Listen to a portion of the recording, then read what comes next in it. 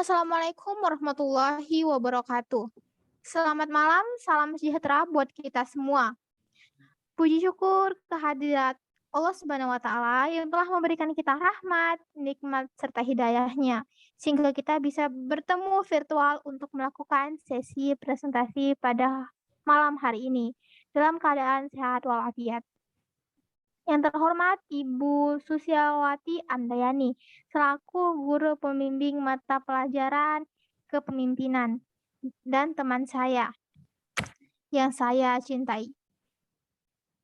Pada pertemuan ini, kami akan memaparkan hasil diskusi kami tentang pengaruh gaya kepemimpinan, budaya organisasi, motivasi kerja terhadap kepuasan kerja perawat. Sebelum kami memaparkan hasil diskusi kami, ada baiknya kami memperkenalkan diri terlebih dahulu. Perkenalkan, saya Kalisa Fahira Ifkar, selaku moderator akan memimpin berlangsungnya sesi presentasi pada malam hari ini agar dapat berlangsung dengan baik. Dan perkenalkan teman kelompok saya. Dan saya Julia Marantika Sembiring, rekan dari Kalisa. Mari kita langsung mulai saja presentasi tentang pengaruh gaya kepemimpinan, budaya organisasi, motivasi kerja terhadap kepuasan kerja perawat.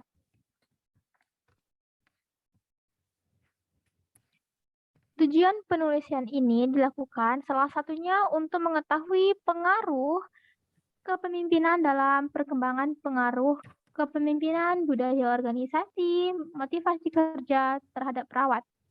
Metode penulisan ini menggunakan metode observasi atau teknik pengamatan langsung dan mewawancarai. Penulis juga mencari bahan dan sumber-sumber dari media massa elektronik yang berjangkauan internasional, yaitu internet, untuk melihat perkembangan yang terjadi pada kepemimpinan terhadap kepuasan kerja perawat. Motivasi sangat dibutuhkan oleh setiap perawat agar tetap semangat dalam melaksanakan pendokumentasi asuhan keperawatan, khususnya dokumentasi pengkajian.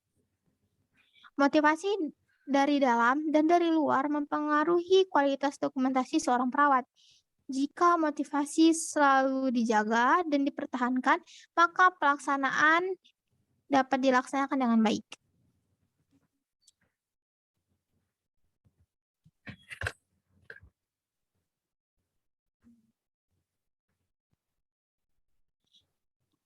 Di sini kami membahas bab 1 pendahuluan yang membahas rasionalisasi permasalahan TRI dan mini riset kami, tujuannya juga dan serta manfaatnya. Lalu di bab 2 kami membahas identifikasi permasalahan kepemimpinannya. Yang pertama, permasalahan umum kepemimpinan. Yang kedua, identifikasi permasalahan sesuai temanya. Yang ketiga, di bab ketiga ada solusi pembahasan. Di bab keempat ada penutup yang terdiri dari kesimpulan dan saran. Dan tidak lupa dengan daftar pustaka. Bab 1 pendahuluan. Rasionalisme. Kepemimpinan adalah suatu proses memengaruhi orang lain sehingga orang lain tersebut dengan sukarela mau melaksanakan kegiatan bersama dalam rangka mencapai tujuan yang telah ditentukan. Pemimpin yang berhasil adalah pemimpin yang mampu mengelola sebuah organisasi dan mampu melaksanakan kepemimpinan secara efektif sehingga tujuan organisasi bisa dicapai. Pada dasarnya, para pemimpin memengaruhi para anggota kelompok untuk melakukan pengorbanan pribadi demi tujuan organisasi. Oleh sebab itu, para pemimpin diharapkan memiliki kewajiban khusus untuk mempertimbangkan etika akan mengambil keputusan. Berjalan dengan baik atau tidaknya sebuah organisasi tergantung dengan bagaimana pemimpinnya memengaruhi anggotanya. Pada penulisan ini akan membahas tentang permasalahan kepemimpinan apa saja yang ada pada suatu organisasi. Contohnya pada organisasi kerja perawat, yaitu organisasi ini berhenti atau tidak berjalan menurut pengamatan dan wawancara terdapat banyak faktor-faktor yang membuat organisasi ini tidak berjalan lagi, terutama faktor pada seorang pemimpinnya. Pada makalah ini akan dibahas faktor-faktor permasalahan kepemimpinan keperawatan dan solusi apa sih yang dapat kita atasi dari permasalahan tersebut. Tujuan kita membuat makalah ini untuk memenuhi tugas mata kuliah kepemimpinan. Kedua, untuk memberikan solusi atau pendapat pada permasalahan tersebut. Ketiga, untuk mengetahui lebih dalam tentang pemahaman kepemimpinan yang baik. Manfaat dari makalah ini, yang pertama, supaya penulis dapat menyumbangkan pemikirannya terhadap permasalahan yang diangkat. Kedua, menambah pengetahuan tentang sikap kepemimpinan yang baik. Ketiga, mengetahui prinsip apa yang ditanam dalam pemimpin. Lalu bab 2, pembahasan akan dibahas oleh teman saya, Julia. Silakan Julia. Baik, saya akan menjelaskan bab 2 pembahasannya. Yang pertama, kepemimpinan dalam perawat. Menurut Robin, kepemimpinan merupakan kemampuan mempengaruhi suatu kelompok ke arah pencapaian tujuan. Pemimpin pada hakikatnya adalah seorang yang mempunyai kemampuan untuk mempengaruhi perilaku orang lain di dalam kerjanya dengan menggunakan kekuasaan. Kepemimpinan telah didefinisikan sebagai proses mempengaruhi aktivitas seseorang atau kelompok untuk mencapai tujuan dalam situasi tertentu. Pada kegiatannya, seorang pemimpin memiliki kekuasaan untuk mengerahkan dan mempengaruhi bawahannya sehubungan dengan tugas-tugas yang harus dilaksanakan. Tahap pemberian tugas, pemimpin harus memberikan suara arahan dan bimbingan yang jelas, agar bawahan dalam melaksanakan tugasnya dapat dengan mudah dan hasil yang dicapai sesuai dengan tujuan yang telah ditetapkan. Dengan demikian, kepemimpinan mencakup distribusi kekuasaan yang tidak sama di antara pemimpin dan anggotanya. Sumber daya manusia terbesar dalam pelayanan kesehatan di rumah sakit diduduki oleh tenaga perawat, di mana mereka siap membantu pasien setiap saat dan bekerja selama 24 jam setiap harinya, secara bergilir dan berkesinambungan untuk memberikan asuhan keperawatan yang komprehensif dan profesional. Seiring perkembangan dunia kesehatan, dalam jangka meningkatkan mutu pelayanan, tantangan dalam perawatan kesehatan juga semakin meningkat. Sebagai profesional kesehatan, perawat diharapkan untuk terlibat dalam manajemen dan kepemimpinan rumah sakit, mengerahkan kekuatan mereka untuk mengembangkan strategi sistem perawatan kesehatan. Ada banyak jenis kepemimpinan dalam keperawatan yang berlaku di bidang klinis. Terdengar suaranya.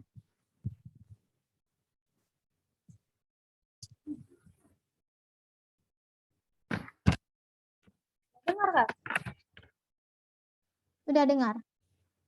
Mode bismillah, seiring berkembang dunia.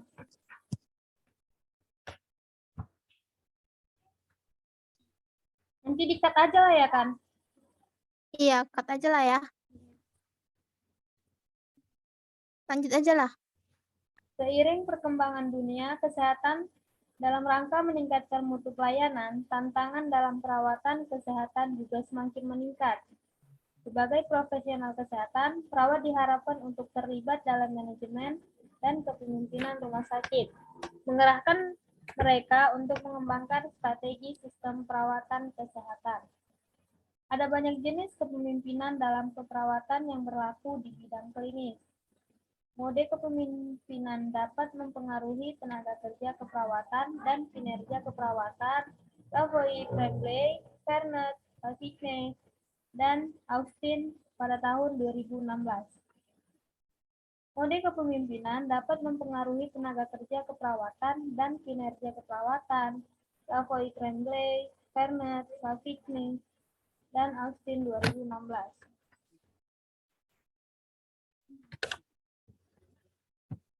B. Gaya kepemimpinan perawat. Gaya kepemimpinan yang efektif dalam suatu unit kerja akan berpengaruh pada perilaku kerja yang diindikasikan dengan peningkatan kepuasan kerja dan kinerja individu. Dengan gaya kepemimpinan yang baik dan terpenuhi kepuasan kerja, maka kinerja perawat dapat ditingkatkan dan akan berdampak kepada peningkatan kinerja rumah sakit. Lynn McLennan, Han, dan Fox pada tahun 2015 menyatakan bahwa gaya kepemimpinan atau manajemen yang buruk adalah salah satu sumber utama kesulitan dalam pelayanan keperawatan. Karena gaya kepemimpinan dapat secara langsung mempengaruhi kinerja dan kualitas keperawatan, baik secara positif maupun negatif. Menurut Al-Harith pada 2017. Oleh karena itu, para pemimpin dan manajer perawat yang unggul sangat penting, karena mereka bertanggung jawab atas kualitas keseimbangan kehidupan kerja bagi perawat dan kualitas perawatan pasien, Wangtontawan dan Nansupawat, 2012.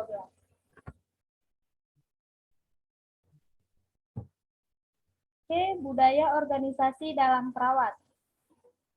Tewal pada 2017 menyatakan bahwa budaya organisasi berkaitan dengan nilai dan keyakinan yang ditumbuh kembangkan dalam organisasi untuk menuntun perilaku dan tindakan anggota organisasi tersebut.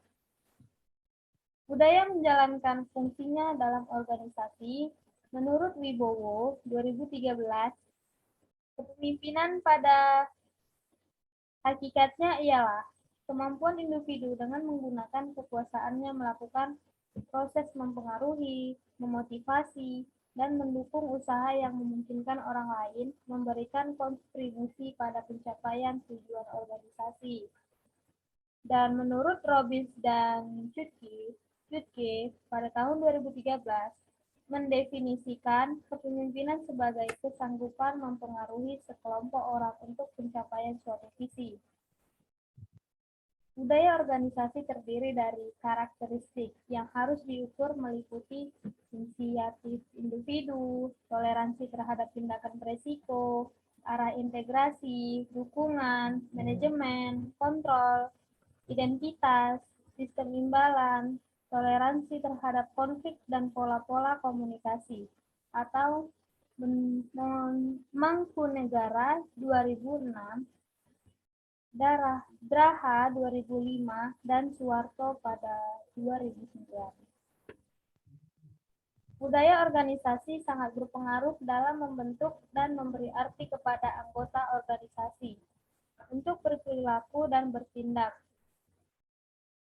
yang diturunkan dari suatu generasi ke generasi berikutnya sebagai karakter organisasi. Budaya organisasi dapat dikatakan sebagai nilai-nilai yang menjadi pegangan sumber daya manusia dalam menjalankan kewajibannya dan juga perilakunya di dalam organisasi, menurut Ardianto pada 2010. Budaya organisasi yang diterapkan pada suatu organisasi sangatlah berbeda-beda, dan pegawai harus menyesuaikan diri dengan budaya organisasi yang ada tersebut.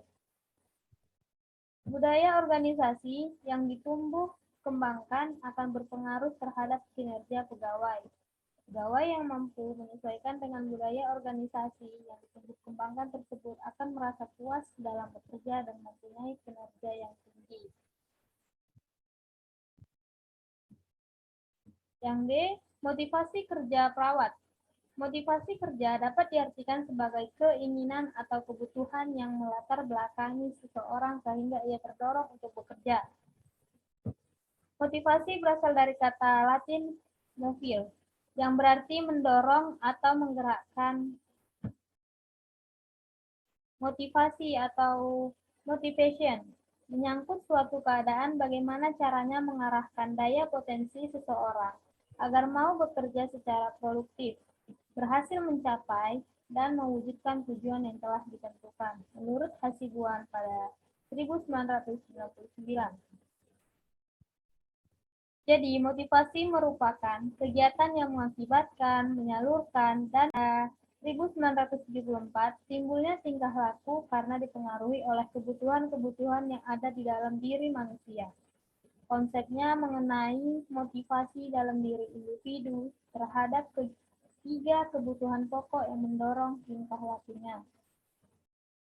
Konsep motivasi ini lebih dikenal dengan social motivation theory, yang memiliki tiga kebutuhan.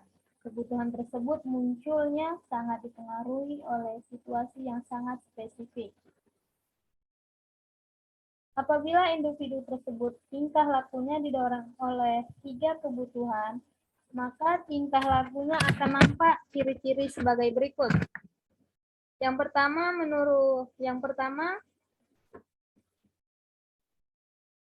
need for achievement.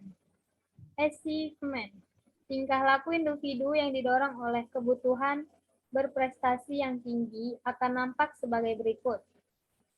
Yang pertama, berusaha melakukan sesuatu dengan cara-cara baru dan kreatif mencari umpan balik tentang perbuatannya.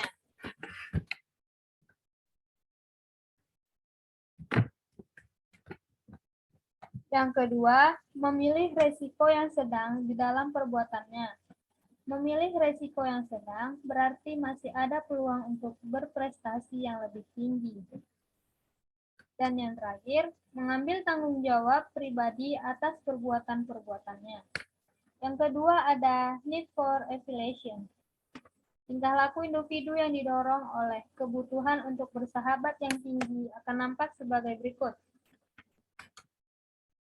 Yang pertama, lebih memperhatikan segi hubungan pribadi yang ada dalam pekerjaannya daripada segi tugas-tugas yang ada pada pekerjaan itu. Yang kedua, melakukan pekerjaannya lebih efektif apabila bekerja sama bersama orang lain dalam suasana yang lebih kooperatif.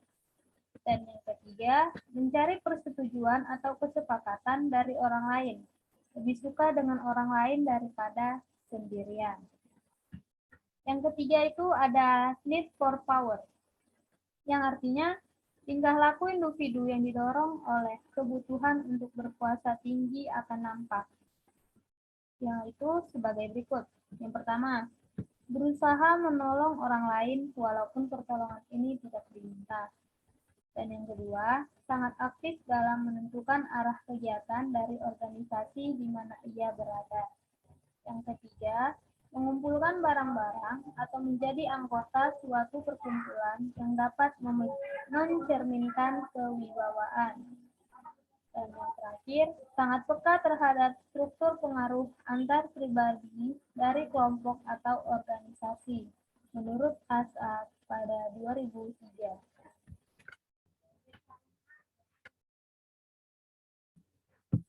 Yang E, kepuasan kerja perawatan. Rom sebagaimana dikutip oleh Ahmad M.A. Roshidi mendefinisikan kepuasan kerja sebagai satu acuan dari orientasi yang efektif seseorang pegawai terhadap peranan mereka pada jabatan yang dipegangnya saat ini. Sikap yang positif terhadap pekerjaan secara konsepsi dapat dinyatakan sebagai kepuasan kerja dan sikap negatif terhadap pekerjaan sama dengan ketidakpuasan. Dengan kata lain, bahwa optimalisasi pencapaian tujuan program-program pelayanan kesehatan di rumah sakit yang telah direncanakan, kepuasan keperawatan rawat inap rumah sakit, dan memegang peranan besar.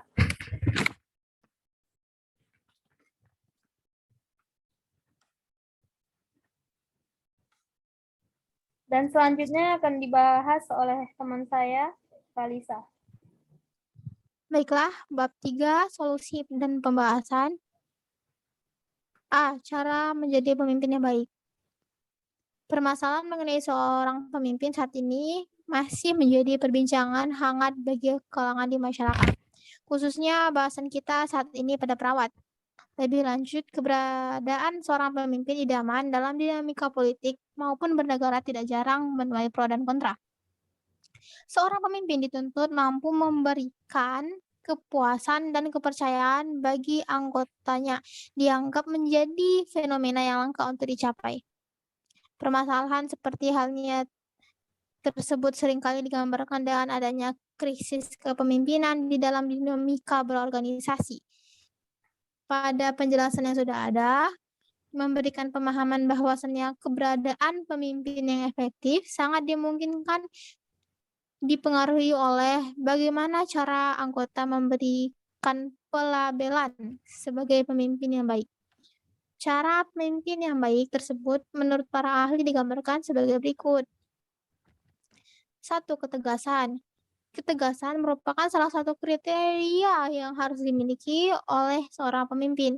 Hal ini dijelaskan oleh Sugerman, Schuller, dan Wilhelm pada 2011 bahwa ketegasan ini sangat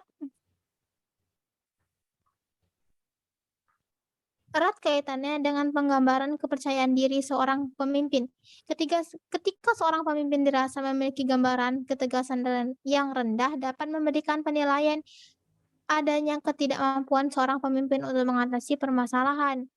Yang kedua, peduli. Menurut Saros, Cooper, dan Santorat pada tahun 2005, kepedulian harus menjadi salah satu karakter yang wajib dimiliki oleh seorang pemimpin dan nyata diimplementasikan dalam bentuk perilaku. Dirks dan Ferrin pada tahun 2002 menjelaskan bahwa berdasarkan pada prinsip pertukaran sosial, masalah perhatian ini pada dasarnya akan mempengaruhi proses hubungan saling timbal balik antara pemimpin dan bawahan.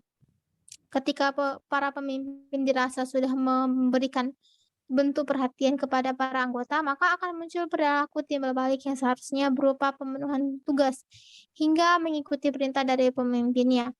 Perhatian ini digambarkan dengan selalu memperhatikan kesejahteraan yang ada pada anggotanya. Dalam hal ini, pemimpin harus memiliki peran di dalamnya. Yang ketiga, amanah. Supriyadi dalam Handoyo 2010 menjelaskan bahwa keberadaan seorang pemimpin yang amanah diarahkan pada suatu bentuk tanggung jawab seorang pemimpin yang harus dilakukan secara baik dan benar. Adanya pemenuhan akan tanggung jawab terkait janji yang sudah dimunculkan maupun atas apa yang menjadi komitmennya, maka pribadi tersebut akan dipercaya. Pada Salomon dan Flores pada tahun 2001. Keempat, jujur. Kejujuran dalam suatu kepemimpinan menurut Kilpatrick dan Locke pada tahun 1991 terkait dengan tidak adanya kebohongan maupun penipuan. Pemimpin yang sukses merupakan pemimpin yang terbuka dengan para pengikutnya, tetapi juga dapat secara bijak serta tidak melanggar kepercayaan atau sembarangan membocorkan informasi yang memiliki potensi membahayakan. Yang kelima, bijak. Menurut Sternberg 2007, kebijaksanaan ini pada dasarnya tidak terlepas dari suatu konsep kearifan. Pemimpin yang bijaksana memiliki keterampilan yang baik di dalam menyeimbangkan kepentingan seluruh elemen, termasuk kepentingan diri sendiri, para pengikut maupun organisasi itu sendiri. Keenam, pemimpin harus bermoral. Menurut D. Hook and Dan Hartog, pada tahun 2008, moralitas pada dasarnya terkait dengan keberadaan konteks etika kepemimpinan. Turner, Barling, Epitropaki, Butcher, dan Milder pada tahun 2002 menjelaskan bahwa keberadaan moralitas salah satunya tidak terlepas dari konsep tingkatan penalaran moral menurut Kohlberg. Yang ketujuh, pemimpin harus menjadi panutan. Menurut Fatur Rahman pada tahun 1992, pada dasarnya menjadi seorang pemimpin akan selalu disorot dan diuji untuk menjadi teladan. Keberadaan pemimpin sebagai model dalam hal ini mengarahkan pada sosok panutan. Yang kedelapan, pemimpin itu harus cerdas. Keberadaan kecerdasan menurut Vaughan dan Hawke pada 2011 sangat diperlukan bagi seorang pemimpin. Keberadaan seorang pemimpin merupakan seorang pribadi yang harus mampu menyerap maupun mencari informasi lebih baik dibanding individu pada umumnya. Sehingga kecerdasan yang di atas rata-rata itu sangat dibutuhkan untuk dapat menjalankan fungsinya sebagai seorang pemimpin. Kesembilan, integritas. Keberadaan integritas di dalam dinamika kepemimpinan dijelaskan oleh Kirkpatrick dan Locke pada 1991 juga berkaitan dengan adanya sebuah karakter maupun suatu pendirian seorang pemimpin yang arahnya tidak akan melakukan pelanggaran secara etik maupun prinsip yang seharusnya. B. Mengatasi kendala gaya pemimpinan. Salah satu teori yang mendasarkan diri dengan gaya kepemimpinan adalah teori model kontingensi dari Fielder.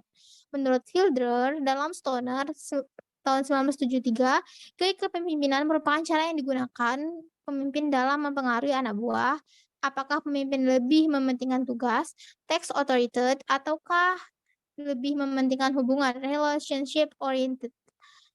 Adapun faktor-faktor yang mempengaruhi gaya kepemimpinan yang dikemukakan oleh Smith tadi, dalam Stoner tadi, yaitu ada A. Hal-hal yang bersumber dari pemimpin, meliputi latar belakang, pengetahuan, dan pengalaman. B. Hal-hal yang bersumber dari bawahan, meliputi kematangan, kebebasan bertindak, kemandirian, dan keinginan memperoleh wewenang dan tanggung jawab. C. Hal-hal yang bersumber dari situasi lingkungan, meliputi gaya yang lebih disukai kelompok kerja, sifat dari tugas, dan tekanan waktu. Penelitian yang dilakukan oleh Dewi 2013 memperoleh hasil bahwa kepuasan kerja mampu memediasi terhadap pengaruh gaya kepemimpinan dan komitmen organisasi dengan dibuktikan nilai koefisien pengaruh tidak langsung yang lebih besar daripada langsung pada penelitiannya. Sejalan dengan hasil penelitian Muhammad pada tahun 2012 bahwa gaya kepemimpinan transformasional secara signifikan berkorelasi dengan kepuasan kerja dan komitmen organisasi dan juga kepuasan kerja memediasi hubungan antara dirasakan gaya kepemimpinan transformasional dan komitmen organisasi. Yang C, idealnya budaya organisasi. Setiap perusahaan atau organisasi memiliki budaya yang berbeda-beda. Sehat atau tidaknya budaya itu tergantung output yang dihasilkan oleh perusahaan tersebut. Sehat atau tidaknya budaya organisasi itu bisa dilihat dari berbagai aspek. Di pembahasan ini, rumah sakit sebagai perusahaan organisasi harus ideal, walaupun setiap rumah sakit memiliki budaya organisasinya tersendiri. Sebuah perusahaan atau organisasi dikatakan sehat dan ideal bila di dalamnya terdapat hal-hal berikut. Yang pertama, nilai-nilai budaya organisasi dianut secara bersama oleh seluruh pimpinan dan anggota organisasi. Kedua, nilai-nilai budaya mengaruhi perilaku pimpinan dan anggota organisasi. Ketiga, membangkitkan semangat perilaku dan bekerja lebih baik. Keempat, resisten atau kuat terhadap tantangan eksternal dan internal. Kelima, mempunyai sistem peraturan formal dan informal. Keenam, memiliki koordinasi dan kontrol perilaku. D. Memberi motivasi kerja. Salah satu hal yang dapat dilakukan pemimpin untuk memotivasi bawahannya adalah dengan memberikan reward. Agar pengaruh reward dapat digunakan secara maksimal, pemimpin perlu, pertama, menghormati keberagaman dan perbedaan individu. Kedua, secara jelas memahami apa yang orang lain inginkan dari suatu pekerjaan.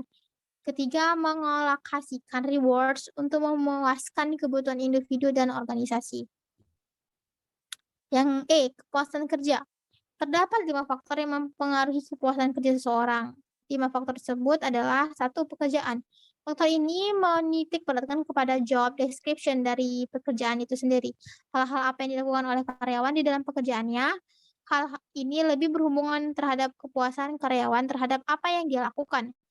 Apakah dirinya benar-benar menikmati pekerjaan, dan apakah pekerjaan yang dilakukannya sesuai dengan passion yang dimiliki oleh dirinya. Seperti perawat, apakah dia cocok dimasukkan ke tim bedah saraf atau jantung sesuai keahlian dia. Kedua, atasan. Faktor atasan adalah faktor yang penting dalam kepuasan kerja karyawan, karena sosok atasan atau pemimpin adalah sosok yang menjadi panutan bagi pada karyawannya. Bukan hanya sebagai panutan, tetapi peran atasan juga sebagai pemberi arahan dan juga sebagai seseorang yang harus dapat memotivasi karyawan ketika kinerjanya menurun. Ketiga, teman sekerja. Faktor teman sekerja ini berhubungan pada relasi antar karyawan di dalam organisasi. Maksudnya, hubungan komunikasi antar perawat satu sama lain. Keempat, promosi. Faktor promosi ini berhubungan terhadap kesempatan seorang karyawan dalam mendapatkan kesempatan untuk mencapai satu posisi di dalam perusahaannya. Kelima, gaji atau upah. Faktor gaji adalah faktor pemenuhan kebutuhan hidup karyawan yang dianggap layak atau tidak. Upaya yang dapat dilakukan pemimpin untuk meningkatkan kepuasan kerjanya karyawannya itu yang pertama, komunikasi dengan baik. Seorang pemimpin atau atasan harus dapat berkomunikasi dengan baik supaya para karyawan dapat mengerti dan memahami apa yang menjadi harapan seorang pemimpinnya dan apa yang